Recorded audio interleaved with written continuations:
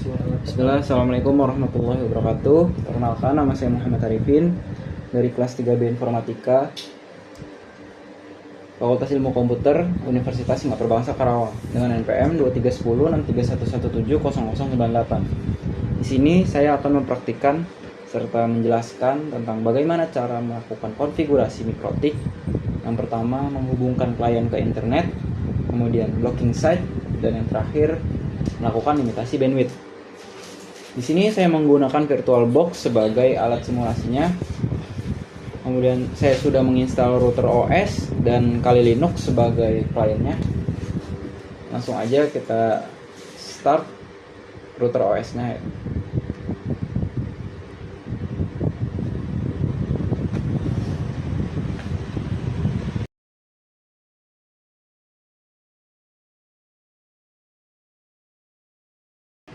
Kita bisa login menggunakan username admin, passwordnya kosong.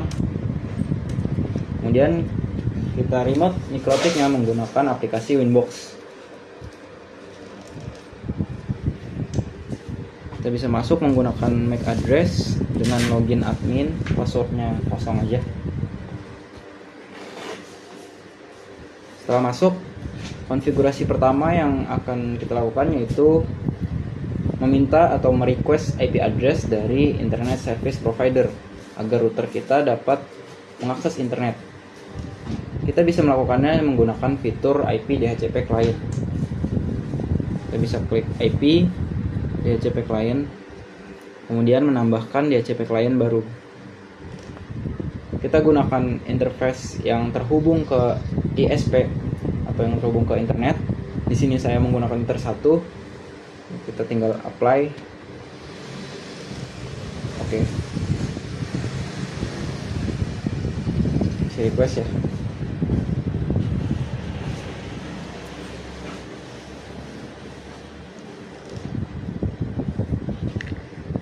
Kita ada kendala jaringan. Oh, ya. Nah, kalau statusnya sudah bound, artinya kita sudah berhasil mendapatkan IP address secara dinamik dari internet. Kita bisa melihat IP-nya di IP address. Nah, di sini sudah ada IP dengan tanda D atau dinamik. IP-nya 192.168.239.77 dari interface Inter 1. Kemudian kita juga perlu menambahkan IP address untuk gateway yang mengarah ke klien. Tambahkan address baru, kita masukkan addressnya. Di sini saya menggunakan network NPM saya itu 98 digit terakhirnya dan 1 karena ini sebagai gateway. Tes 24 aja. Interface-nya yang mengarah ke klien itu Ether 2. Klien. Oke. Setelah menambahkan IP address, kita melakukan konfigurasi IP DNS yang berfungsi untuk mentranslate domain name server dari internet menjadi dalam bentuk IP sehingga kita bisa mengakses internet melalui IP DNS tersebut. Di sini kita bisa menggunakan IP DNS Google yaitu 888. Kita apply. Oke. Setelah itu, setelah konfigurasi IP DNS, kita bisa melakukan konfigurasi IP DHCP server untuk membagikan IP address secara dinamik kepada klien. Kita bisa langsung aja IP DHCP setup. Interface-nya yang mengarah ke klien yaitu Ether 2. Next. Address space-nya sudah benar, gateway-nya benar, address yang diberikannya. DNS-nya bisa kita tambahkan DNS Google 888. Next, this time-nya. Oke, setelah menambahkan DHCP server baru, jangan lupa kita melakukan konfigurasi IP firewall NAT yang berfungsi untuk mentranslasikan IP public atau IP internet menjadi dalam bentuk IP private sehingga kita bisa mengakses internet. Pada firewall NAT, kita tambahkan NAT baru dengan actionnya masquerade. Kemudian di bagian generalnya chainnya source NAT dan out interface atau internet yang keluar itu dari mana, dari Ether 1 client. Oke. Setelah melakukan konfigurasi tersebut, maka klien kita sudah bisa mendapatkan IP serta terhubung ke internet. Langsung aja kita cek, kita power onin dulu nih kali Linuxnya atau kliennya.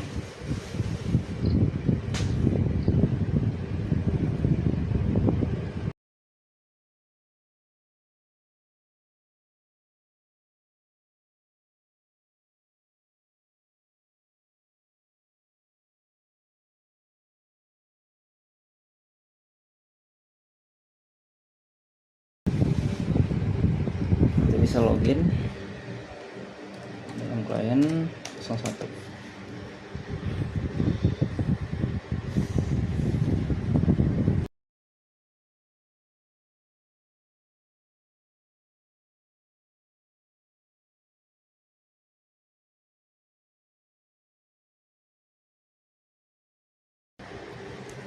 Nah, setelah masuk, kita bisa mengecek IP address yang didapat klien dengan masuk ke terminal,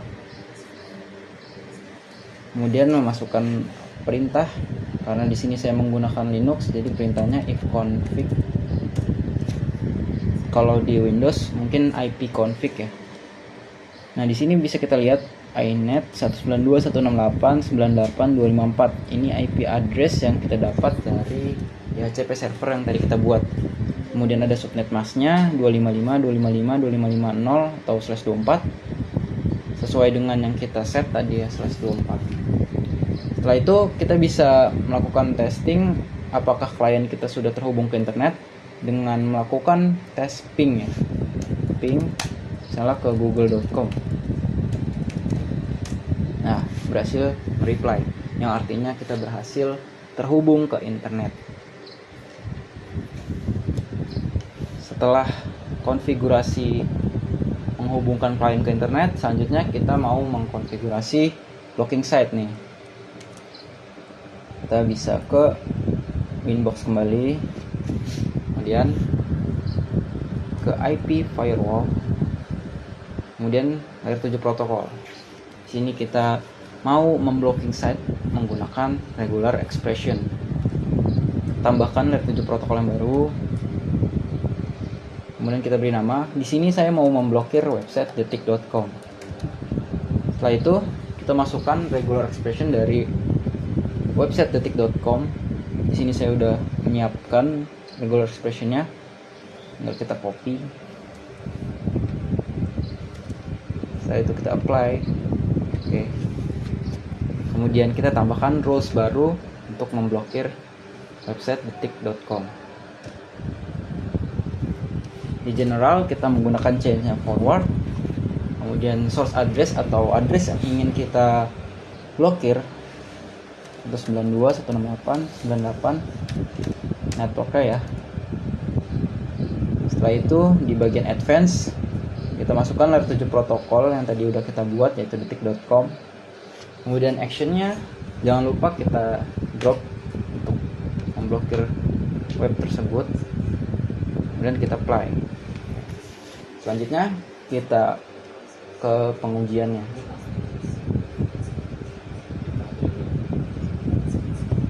Kita buka Firefox browsernya.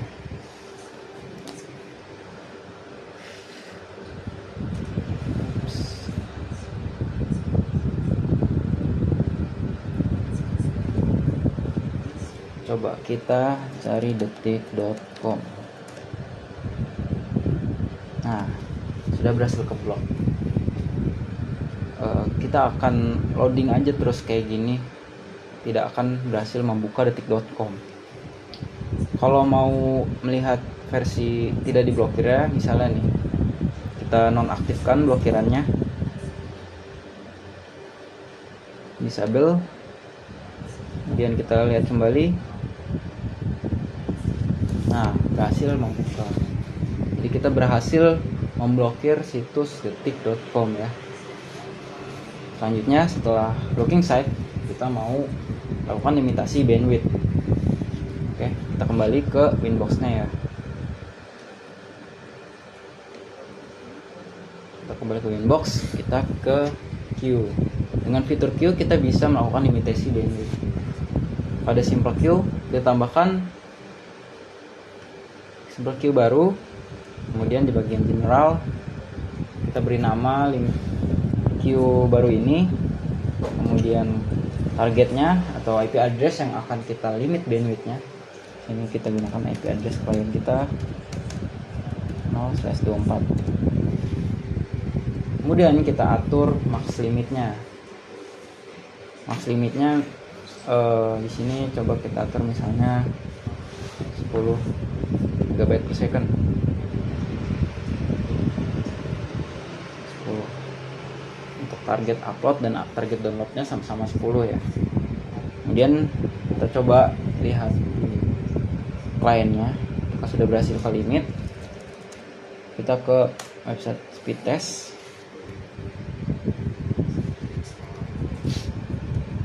Kita coba speed testnya.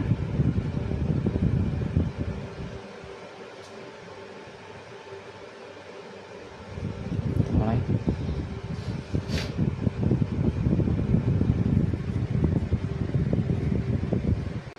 Apakah berhasil ke limit?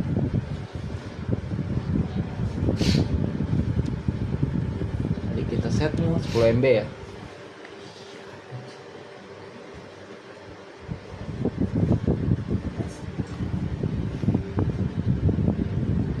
Nah, bisa kita lihat trafficnya itu tidak akan tembus 10 MB. Downloadnya berhasil ke 9,42 MB.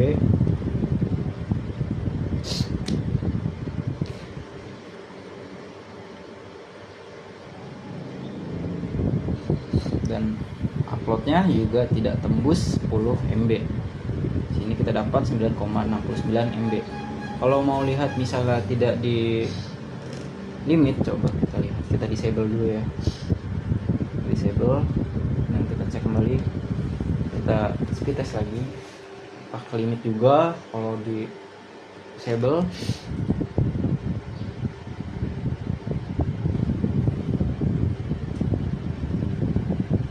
Nah, tidak ya.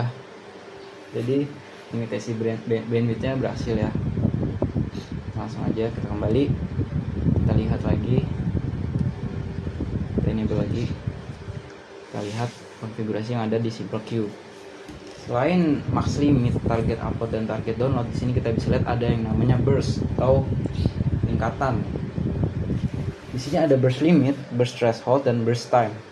Nah, jika di sini kita mau menghitung rumus burst average untuk simple queue kita di fitur burst time. Untuk menghitung burst average itu max limitnya yang udah kita set, misalkan 10 MB per second dibagi dengan burst time. Misalnya kita burst time-nya kita set jadi 5 MB. 5 MB. Maka 5 MB, 5 detik. Maka otomatis kita akan mendapat burst average yaitu 10 dibagi 5 yaitu 2. Jadi selama trafficnya akan berjalan 2 MB per detik. 2 MB per detik. Iya, 2 MB per detik. 2 MB naik 2 MB naik 2 MB. Kemudian kita bisa menyeting burst limitnya atau peningkatan drastisnya, bisa dibilang. Kita bisa setting misalnya 20 MB.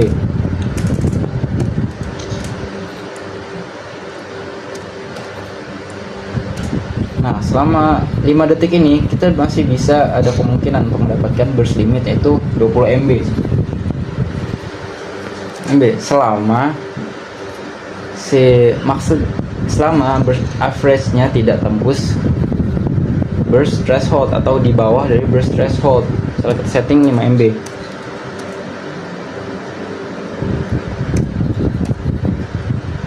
Jadi selama burst average-nya di sini kan sudah kita setting, kita dapat 2 MB. Selama burst average tidak tembus burst threshold, itu kita masih ada kemungkinan untuk mendapatkan burst limit yang sesuai periode waktunya itu 5 detik.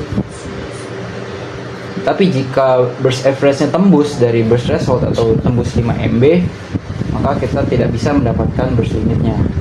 Untuk melihatnya, kita apply dulu. kita bisa lihat nanti di traffic ya. Yang kita jalankan dulu misalnya internetnya, yang kita bisa melihat di sini.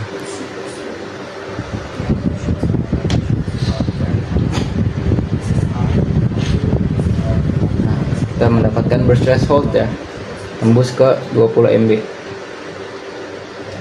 tembus ke 20 MB. Nah, di sini tidak akan mendapatkan burst limit karena masih di atas burst threshold.